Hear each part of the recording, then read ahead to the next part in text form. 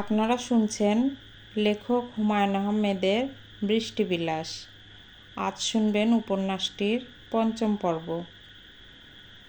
বাড়ি দেখে শামা হকচকিয়ে গেল। সে অনেকবার শুনেছে মীরাদের বিরাট বাড়ি। সেই বিরাট বাড়ি যে এই হুলস্থুল তা বুঝতে পারেনি। এমন বাড়ির একটা মেয়ে ইডেন কলেজে পড়বে কেন?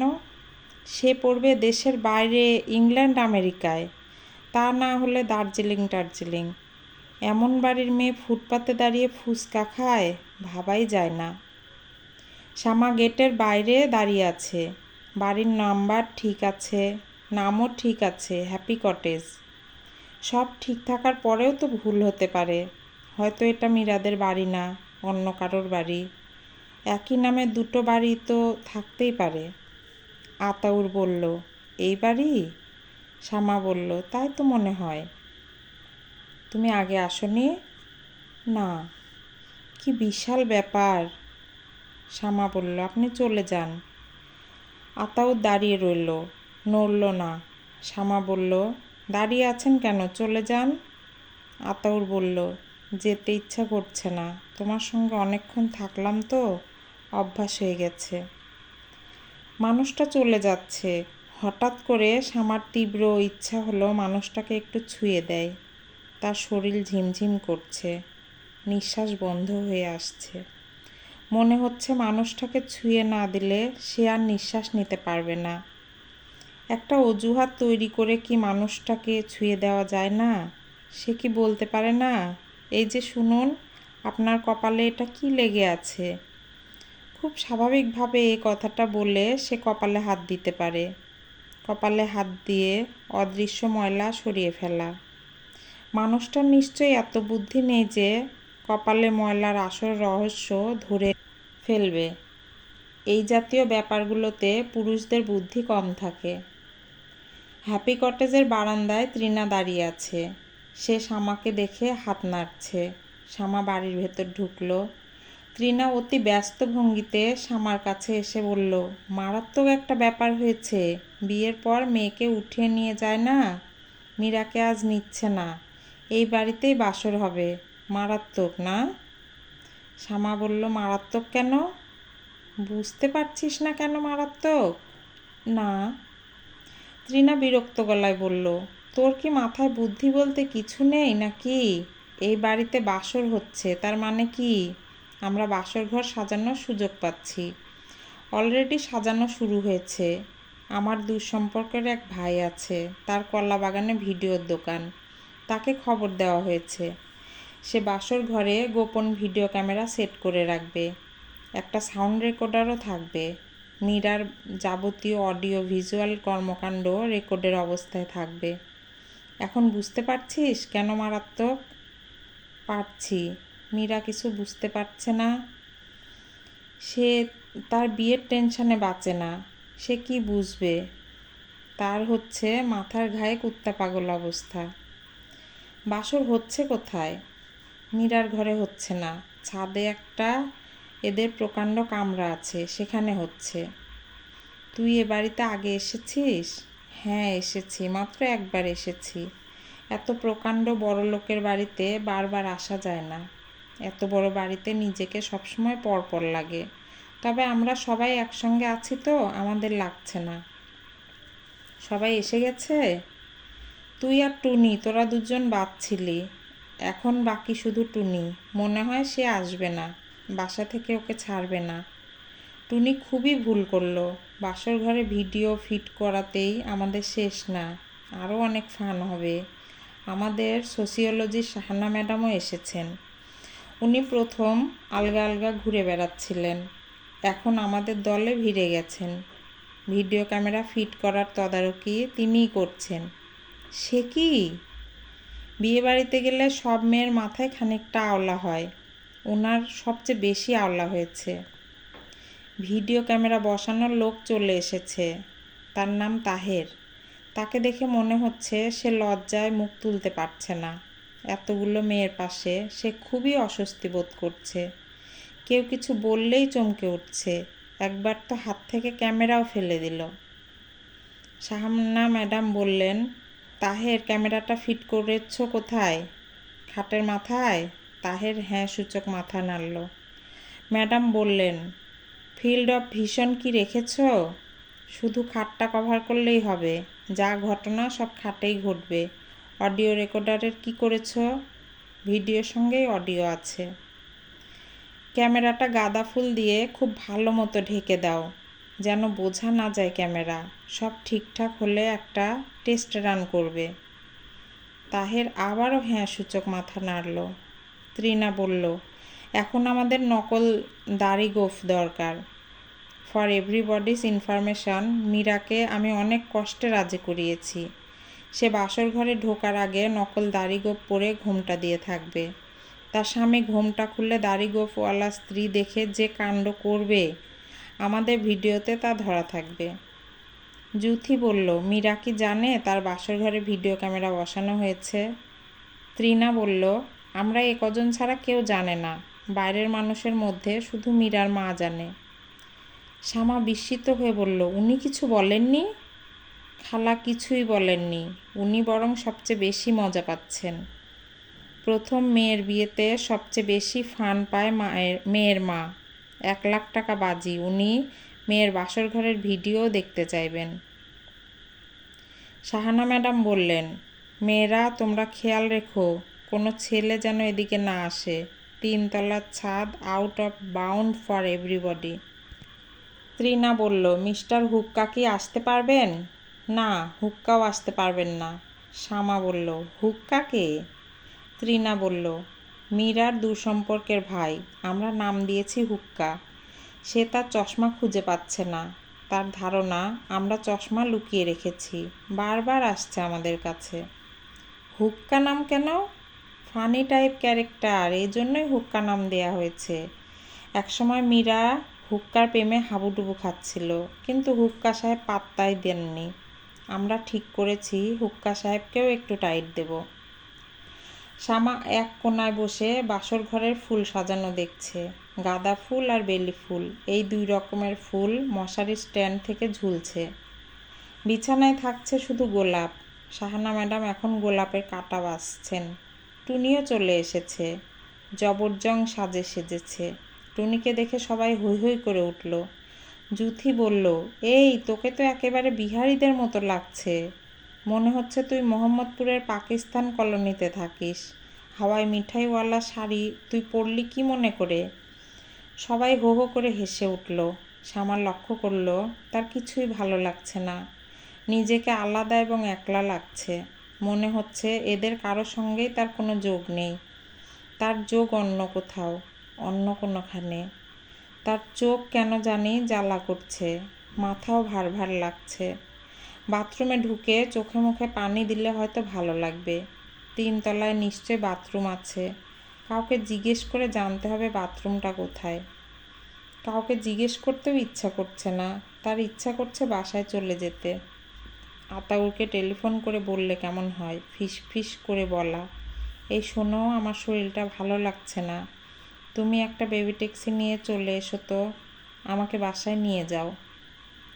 মানুষটাকে তুমি করে সে কি কখনো বলতে পারবে? মনে হয় না। বিয়ের পরেও হয়তো আপনি আপনি করেই বলবে। তৃণা শ্যামার কাছে এগিয়ে এসে বলল, তোর কি হয়েছে? শ্যামা বলল, কিছু হয়নি। কিছু একটা নিশ্চয় হয়েছে। তোকে দেখে মনে হচ্ছে তোর ওপর দিয়ে ঘন্টায় 100 কিলোমিটার বেগে ঝড় বয়ে যাচ্ছে।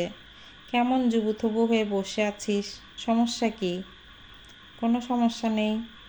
সমস্যা অবশ্যই আছে, বলতে চাইলে বলতে পারিস। উড়া উড়া শুনছি তোর বিয়ে ঠিক হয়েছে। তুই নিজের মুখে আমাদের বলছিস না কেন? কেন আমরা উড়া উড়া শুনবো? ছেলে পছন্দ হয়নি, তাই তো? বল হ্যাঁ বা না। শ্যামা চুপ করে রইল। তৃণা নিঃশ্বাস ফেলে বলল, অ্যারেঞ্জ ম্যারেজে এরকম হবে। বাবা মা ধরে বেঁধে এক বান্দর নিয়ে আসবে। হাসি মুখে সেই বান্দরকে বিয়ে করতে হবে। বাকি জীবন সেই বান্দর গলায় ঝুলে থাকবে, তাকে আর গলা থেকে নামানো যাবে না। এখানে শ্যামা চমকে তাকালো। এ বাড়ির কোনো বুয়াই হবে, তাকে খুঁজছে। শ্যামা কাপা গলায় বলল, আমি শ্যামা, কি হয়েছে? দোতলায় যান আফা, আপনার টেলিফোন। শ্যামা ভেবেই পেল না তাকে এ বাড়িতে টেলিফোন কে করলো। এ বাড়ির টেলিফোন নাম্বার সে নিজেই জানে না। টেলিফোনে কি কোনো খারাপ সংবাদ অপেক্ষা করছে? আজ কি শনিবার? শনিবারটা শ্যামার জন্য খুব খারাপ। শনিবার মানেই কোনো না কোনো খারাপ সংবাদ আসবেই। শ্যামা বলল, টেলিফোন কোন ঘরে? বুয়া বিরক্ত গলায় বলল, টেলিফোন সব ঘরেই আছে, আপনি দোতলায় চলেন। সিঁড়ি দিয়ে নামার সময় শ্যামা দেখল হলুদ ব্লেজার পরা এক ভদ্রলোক সিঁড়ি বেয়ে দোতলায় উঠছেন। বেটে খাটো মানুষ, মাথা ভর্তি চুল। বিরক্তিতে তার চোখ কুঁচকে আছে। তবে সিঁড়ি বেয়ে ওপরে ওঠার মধ্যে ছেলে মানুষই আছে। লাফিয়ে লাফিয়ে উঠছেন, যেন সিঁড়ি বেয়ে ওঠাও একটা খেলা। ভদ্রলোকের চেহারাতেও ছেলে মানুষই আছে। খুব অল্প সংখ্যক মানুষই পৃথিবীতে জন্মায় যাদের দিকে একবার তাকালে আর চোখ ফিরিয়ে নিতে ইচ্ছা করে না। এই ভদ্রলোক সেরকম। বাসে এই ভদ্রলোকের পাশে বসলে কোনো মেয়ে অস্বস্তি বোধ করবে না। ভদ্রলোক শ্যামাকে দেখে চট করে দাঁড়িয়ে পড়লেন। গম্ভীর গলায় বললেন, এক্সকিউজ মি, আপনি কি মীরার বান্ধবীদের একজন? জি। আমি আমার চশমা 3 তলার খাবার টেবিলে রেখে বাথরুমে হাত মুখ ধুতে গিয়েছিলাম। হাত মুখ ধুয়ে এসে দেখি চশমাটা নেই। আমার মায়োপিয়া আছে। চশমার পাওয়ার 3 ডায়োপ্টার। আমার খুবই অসুবিধা হচ্ছে। এর মধ্যে সিঁড়িতে 2বার হোঁচট খেয়েছি। আমার ধারণা মীরার বান্ধবীরা মজা করার জন্য চশমা লুকিয়ে ফেলেছে। এটা ঠিক না। আপনি মীরার বান্ধবীদের একজন। আপনি কি চশমাটা খুঁজে পাবার ব্যাপারে আমাকে সাহায্য করবেন? আপনি কি জানেন চশমাটা কার কাছে? জি না। প্রথম ভুলটা আমিই করেছি। চশমা সঙ্গে নিয়ে বাথরুমে ঢোকা উচিত ছিল। এমনিতে তো না যে বাথরুমে চশমা রাখার জায়গা নাই। বেসিনে রাখা যেত, তবে একবার বেসিনে রেখেছিলাম। বেসিন থেকে পড়ে চশমার গ্লাস ফ্রেম থেকে বের হয়ে এসেছিল। সরি, আপনাকে আটকে রেখেছি, কিছু মনে করবেন না। ভদ্রলোক আগের মতোই লাফিয়ে লাফিয়ে সিঁড়ি ভেঙে দোতলায় উঠতে লাগলেন। শ্যামার খুবই মজা লাগছে। কোনো বয়স্ক মানুষকে এভাবে সিঁড়ি বেয়ে উঠতে সে আগে কখনো দেখেনি। হড়বড় করে অকারণে এত কথা বলতেও শোনেনি। ভদ্রলোক এমনভাবে কথা বলছিলেন যেন শ্যামাকে তিনি অনেক দিন থেকে চেনেন। হ্যালো, কে? শ্যামা, গলা চিনতে পারছিস না? আমি মুত্তালিব, তোদের বাড়িওয়ালা চাচা। এই বাড়ির টেলিফোন নাম্বার আপনি কোথায় পেলেন? ইচ্ছা থাকলে উপায় হয়। Where there is a will there is a way. তুই কি অবাক হয়েছিস? তোর গলাতে আমি চিনতে পারছি না। চিবিয়ে চিবিয়ে কথা বলছিস কেন? একটা জিনিস খেয়াল রাখবি, টেলিফোনে কথা বলার সময় যতটা সম্ভব মিষ্টি গলায় কথা বলবি। কারণটাও ব্যাখ্যা করি। টেলিফোন কনভারসেশনের পুরোটাই অডিও, মুখ দেখা যাচ্ছে না। গলার স্বরটাই ভরসা। কাজেই সেই স্বরটা মিষ্টি হওয়া বাঞ্ছনীয়। কি আমার কথায় লজিক খুঁজে পাচ্ছিস? শ্যামা কিছু বলল না। সে স্বস্তি বোধ করছে, কারণ মুত্তালিব চাচার গলা স্বাভাবিক। তিনি হাসি মুখে কথা বলছেন। কোনো খারাপ সংবাদ থাকলে তিনি এমন হাসি মুখে কথা বলতেন না। হ্যালো শ্যামা। হ্যাঁ, শুনছি। এই টেলিফোন নাম্বার কি করে জোগাড় করলাম সেটা বলি। কি জন্য টেলিফোন করেছেন সেটা আগে বলুন। স্টেপ বাই স্টেপ বলি। তুই এত ছটফট করছিস কেন? মনে হচ্ছে পাবলিক টেলিফোন থেকে টেলিফোন এসেছে। তোর পেছনে লম্বা লাইন, সবাই তোকে তাড়া দিচ্ছে। শোন শ্যামা। Hello hello. শুনছি। আমি করেছি কি শোন। প্রথমে এশাকে বললাম, তোমার বোনের ডায়েরি ঘেঁটে দেখো তার কোনো বান্ধবীর নাম্বার লেখা আছে কি না। সে একজনের নাম্বার দিল, ত্রিনা মেয়েটার নাম। আমি ত্রিনার বাসায় টেলিফোন করে এই বাড়ির নাম্বার নিলাম। বুঝেছিস? বুঝলাম, আপনার অনেক বুদ্ধি। এখন বলুন টেলিফোন করেছেন কেন? টেলিফোন করেছি এটা বলার জন্য যে বাসায় চলে আয়। আমি তোদের এখানকার ঠিকানা দিয়ে গাড়ি পাঠিয়ে দিয়েছি। এতক্ষণে গাড়ি পৌঁছে যাবার কথা। বাসায় চলে আসবো? কেন? তোর বাবার শরীর খারাপ, বাথরুমে মাথা ঘুরে পড়ে গেছে। এখন ভালো। কিছুক্ষণ আগেও বিছানায় শুয়েছিল। এখন দেখে এসেছি বিছানায় বসা। লেবুর শরবত খাচ্ছে, সেকেন্ডে সেকেন্ডে শামা করছে। এজন্য আমার মনে হয় তোর চলে আসাটা ভালো হবে। শামা হতভম্ব গলায় বলল, চাচা আপনি কি বলছেন? আপসেট হবার কিছু নেই, তোর বাবা ভালো আছে, ডাক্তার এসে দেখে গেছে, বলেছে চিন্তার কিছু নেই, প্রেশার সামান্য বেশি, প্রেশার কমানো ওষুধ দেওয়া হয়েছে, সিডেটিভ দেওয়া হয়েছে। আমি যতদূর জানি এখন নাক ডেকে ঘুমোচ্ছে। চাচা আমি আসছি। তোর কথা শুনে মনে হচ্ছে তুই টেনশনে মরে যাচ্ছিস। টেনশন করার মতো কিছু হয়নি, এভরিথিং ইজ আন্ডার কন্ট্রোল।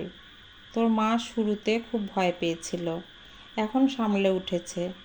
তুই বরং এক কাজ কর, বাবাকে দেখে তারপর আবার বিয়ে বাড়িতে চলে যা।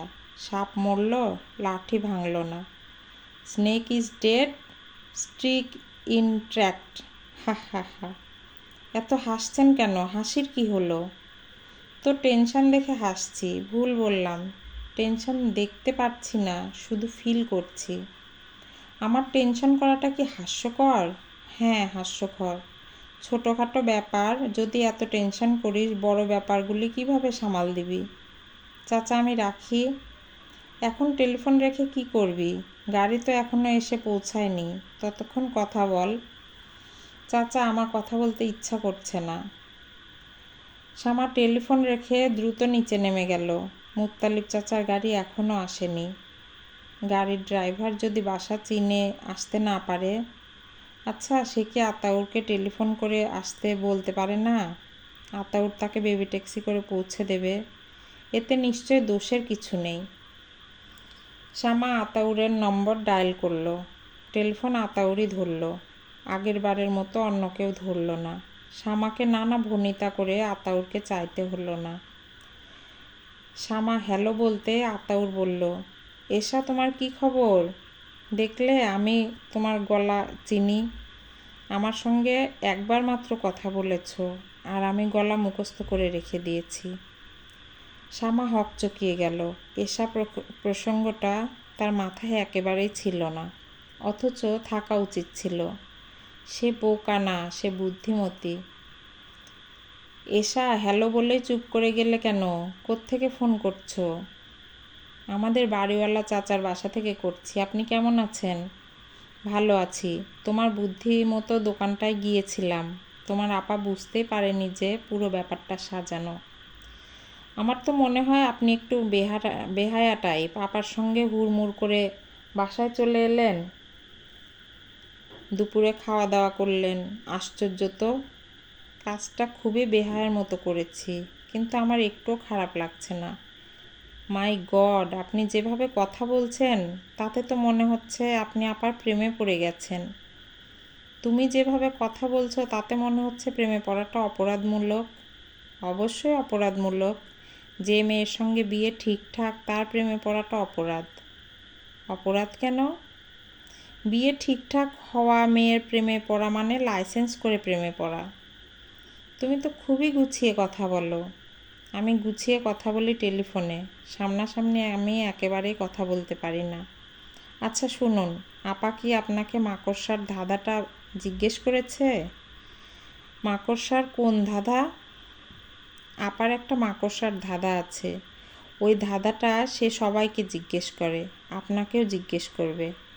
আপনার বুদ্ধি টেস্ট করার জন্য জিজ্ঞেস করবে। ধাঁধার উত্তর দিতে না পারলে আপার মন খারাপ হবে। সে ভেবেই নেবে আপনার বুদ্ধি কম। আমি পারবো না, এমনিতেই আমার বুদ্ধি কম, ধাঁধার বুদ্ধি আরও কম। মাকড়সার ধাঁধাটা আপনি পারবেন, কারণ আমি আপনাকে উত্তরটা শিখিয়ে দিচ্ছি।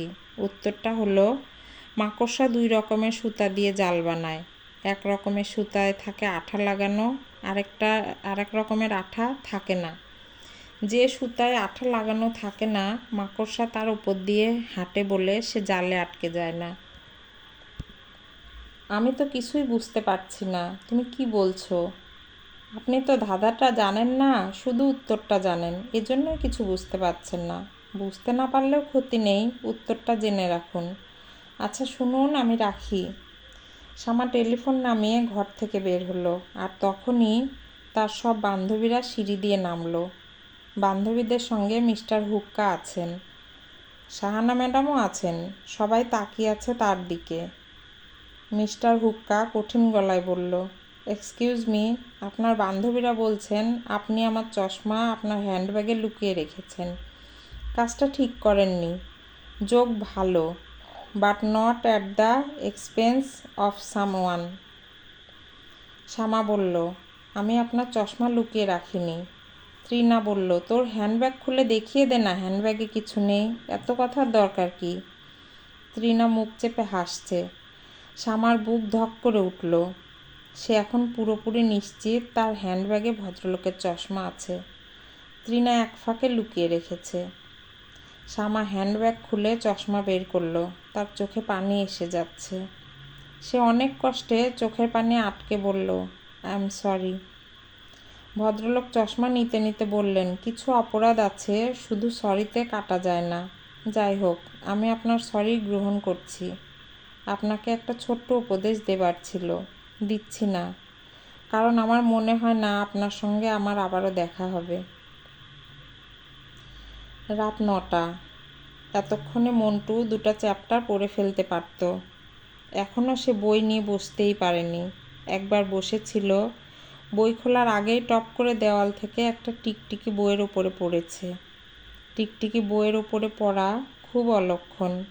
সে বই বন্ধ করে উঠে পড়েছে। অলক্ষণের সময় পার করে সে আবার পড়তে বসবে। তাছাড়া মনও বসছে না। বাবার জন্য খুব অস্থির লাগছে। বড় আপা অবশ্য চলে এসেছে। অস্থির ভাবটা এখন অনেকখানি কমেছে। আপা মেয়ে মানুষ, সে কী বা করবে। তারপরেও মন্টুর মনে হয় আপা ঘরে থাকা মানেই অনেক কিছু। মন্টু একটু পরপরই দরজা ধরে দাঁড়াচ্ছে। বাবাকে দেখেই চলে যাচ্ছে। তার ওপর দিয়ে সন্ধ্যার পর থেকে একের পর এক ঝামেলা যাচ্ছে।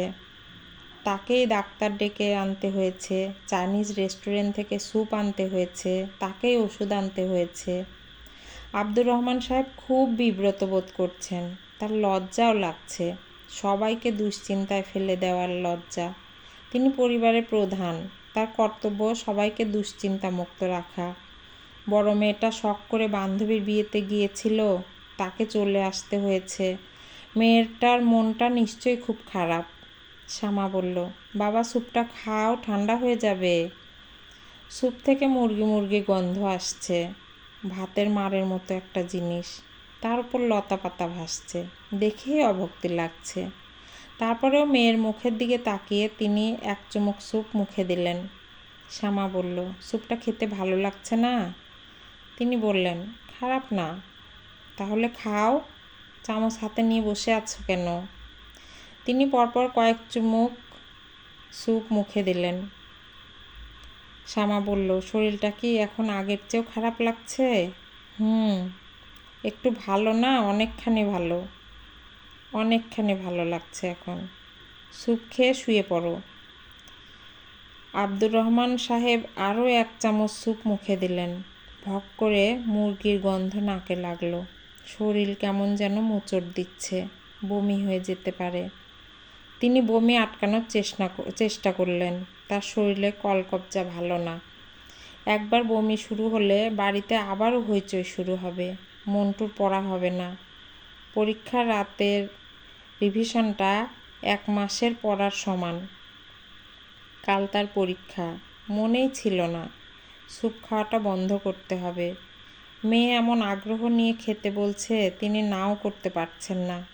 মন্টু দরজা ধরে আবারও এসে দাঁড়িয়েছে। তিনি চোখের ইশারায় ছেলেকে কাছে ডাকলেন। মন্টু এগিয়ে এলো। রিভিশন শেষ হয়েছে? না, আমার শরীর ভালো আছে, আমাকে নিয়ে মোটেও চিন্তা করবি না। হাত মুখ ধুয়ে বই খাতা নিয়ে বসে যা। রাত 2টা পর্যন্ত পড়বি। 2টার পর ঠান্ডা পানিতে হাত মুখ ধুয়ে শুয়ে পড়বি। পরীক্ষার আগের রাতে রিভিশন যেমন দরকার, ঘুমও ঠিক তেমনই দরকার। দুটাই ইম্পর্টেন্স সমান সমান, 50-50, বুঝতে পারলি? মন্টু মাথা কাত করল। শ্যামা বলল, তোমার উপদেশ দেবার কোনো দরকার নেই বাবা, তুমি স্যুপটা শেষ করো, ঠান্ডা হলে আর খেতে ভালো লাগবে না। আব্দুর রহমান সাহেব নিচু গলায় বললেন, আমি আর খাবো না, বমি আসছে। বাতি নিভিয়ে দিয়ে তুই চলে যা, আমি শুয়ে থাকবো। মাথায় হাত বুলিয়ে দেই? দরকার নেই। তোমার কি ঘুম পাচ্ছে? ঘুম পেলে মাথায় হাত না বুলালেই ভালো। ঘুমের সময় মাথায় হাত বুলালে ঘুম কেটে যায়। শ্যামা বাবার ঘরের বাতি নিভিয়ে রান্নাঘরের দিকে গেল। সুলতানা রান্নাঘরে রুটি বানাচ্ছেন। শ্যামা মার পাশে বসতে বসতে বলল, রুটি বানাচ্ছ কেন? তোর বাবাকে দেব। বাবা শুয়ে পড়েছে, কিছু খাবে না। আজ সারাদিন কিছু খায়নি, অফিসে শুধু একটা কলিজার সিঙ্গারা খেয়েছিল। টিফিন বক্স খুলেও দেখেনি। এই বয়সে বাবার কলিজা সিঙ্গারা খাওয়া একেবারেই ঠিক না। পচা বাসি কলিজা দিয়ে সিঙ্গারা বানায়। সুলতানা মেয়ের দিকে তাকিয়ে বললেন, তুই কি বিয়ে বাড়ি থেকে খেয়ে এসেছিস? সামান্য আসূচক মাথা নাড়ল। তাহলে হাত মুখ ধুয়ে আয়, রুটি খা। নাকি ভাত খাবি? রুটি খাবো, গরম গরম রুটি দেখে লোভ লাগছে।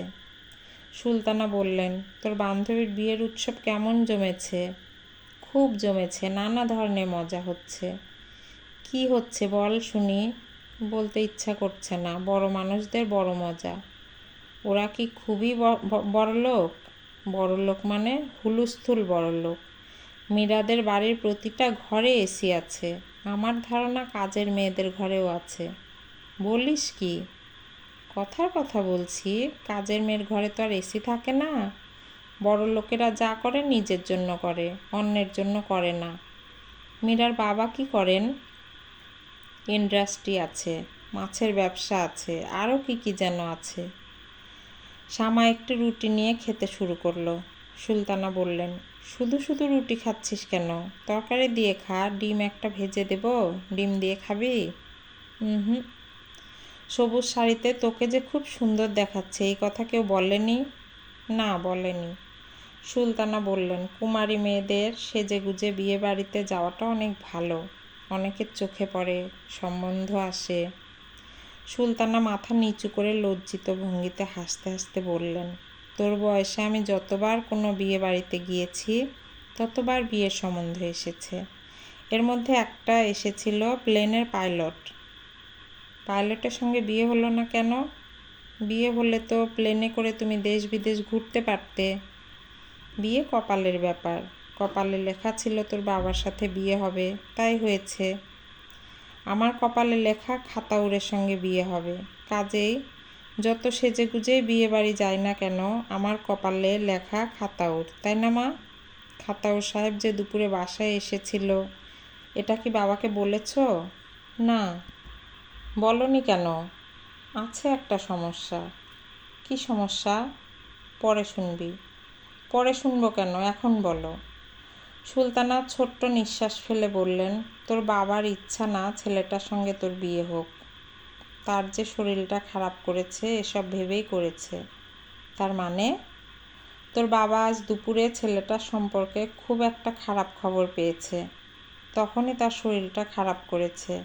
এত আশা করেছিল, হঠাৎ একটা ধাক্কার মতো খেয়েছে। অফিসে বমি টমি করেছে। খারাপ খবরটা কি? আমাকে কিছু বলেনি। তোর বাবাকে তো তুই চিনিস, একবার যদি সে ঠিক করে কিছু বলবে না, পেটে বোমা মারলেও বলবে না। খারাপ খবর যেটা বাবা শুনেছে সেটা তো ভুলও হতে পারে। বিয়ের সময় প্রায় মিথ্যা খবর রটানো হয়। তোর বাবা বলেছে খবর মিথ্যা না। শ্যামা তাকিয়ে আছে। সুলতানা মেয়ের দৃষ্টির সামনে বসে থাকতে পারলেন না। তিনি উঠে দাঁড়ালেন। এশার ঘরে একবার যেতে হবে। মেয়েটা সন্ধ্যা থেকে দরজা বন্ধ করে শুয়ে আছে। তার মাইগ্রেনের ব্যথা উঠেছে। স্বামীকে দেখতে গিয়ে মেয়ের দিকে তাকানো হয়নি। প্রথমে তিনি স্বামীর ঘরে উকি দিলেন। মানুষটা ঘুমোচ্ছে। মনে হচ্ছে আরাম করেই ঘুমাচ্ছে। আরামের ঘুমের সময় মানুষ হাত পা গুটিয়ে ছোট হয়ে যায়। ব্যারামের ঘুমের সময় মানুষ সরল রেখার মতো সোজা থাকে। সুলতানা ছেলের ঘরে গেলেন। বেচারার পড়ার আজ অনেক ক্ষতি হয়ে গেছে। তিনি ঠিক করলেন মন্টু যতক্ষণ পড়বে তিনি পাশে বসে থাকবেন। তার এই ছেলেটা বোকা টাইপ হয়েছে। ছোটবেলায় এত বোকা ছিল না। যতই দিন যাচ্ছে বুদ্ধি মনে হয় ততই কমছে। পড়তে পড়তে সে ঘুমিয়ে পড়ে। ধাক্কা দিয়ে জাগিয়ে দিলে সঙ্গে সঙ্গে পড়তে শুরু করে। এই ছেলের পড়াশোনা হবে বলে মনে হয় না। পরীক্ষা দিয়ে ফেল করবে, আবার দেবে, কোনো বছর দেবে, কোনো বছর দেবে না। এই করতে করতে বয়স হয়ে চেহারায় লোক লোক ভাব আসবে, তখন কোনো দোকান টোকান দিয়ে বসিয়ে দিতে হবে। মন্টুর মতো ছেলেরা খুব ভালো দোকানদার হয়। টেবিলে খোলা বই, মন্টু বইয়ে মাথা রেখে আরাম করে ঘুমাচ্ছে। ঘাড়ের ওপর মশা, রক্ত খেয়ে ফুলে আছে। মন্টুর কোনো বিকার নেই। সুলতানা ছোট্ট করে নিঃশ্বাস ফেললেন। ছেলেকে ঘুম থেকে তুলতেই সে পড়তে শুরু করবে। ঘুমিয়ে পড়ার আগ মুহূর্তে যেখানে পড়া শেষ করেছিল সেখান থেকে শুরু করবে। কিছুক্ষণ ঘুমাক। তিনি এশার ঘরের দিকে রওনা হলেন। খুব সম্ভব এশাও ঘুমাচ্ছে। মাইগ্রেনের ব্যথা প্রবল হলে এশা কয়েকটা ঘুমের ওষুধ খেয়ে ফেলে। ব্যথা কমে যায়, কিন্তু ঘুম থেকে যায়। এশার ঘরের দরজা ভেজানো। সুলতানা দরজার পাশে দাঁড়াতেই এশা বলল, ভেতরে এসো মা। সুলতানা ঘরে ঢুকলেন। এই গরমে এশা চাদর গায়ে শুয়ে আছে, তার চোখ লাল। সুলতানা বললেন, মাথা ব্যথার অবস্থা কি? এশা বলল, অবস্থা ভালো। কমেছে? না। তাহলে ভালো বলছিস কেন? আমার মাথা ব্যথা প্রসঙ্গটা এখন একটু বাদ থাকুক। মা, আসল ঘটনা আমাকে বলো। আপার বিয়ে বাতিল হয়ে গেছে? হুঁফু না, পরিষ্কার করে বলো, বাবা কি বিয়ে বাতিল করে দিয়েছেন? ছেলেকে বলেছেন? সরাসরি ছেলেকে বলেননি, তার চাচাকে আর বড় বোনকে খবর দেয়া হয়েছে। ছেলের অপরাধটা? আমি জানি না, তোর বাবা কিছু বলেনি। কাজটা ঠিক করলে না মা, হুট করে বিয়ে ঠিক করা, আবার হুট করে বাতিল। বিয়ে তো প্লে অ্যান্ড ডাস্ট না। প্লে অ্যান্ড ডাস্ট কি? প্লে হলো খেলা আর ডাস্ট হলো ধুলা। প্লে অ্যান্ড ডাস্ট হলো খেলাধুলা। মা, এখন আমার ঘর থেকে যাও। তোমার পাথরের মতো মুখ দেখে আমার মাথা ধরা ছেড়ে যাচ্ছে।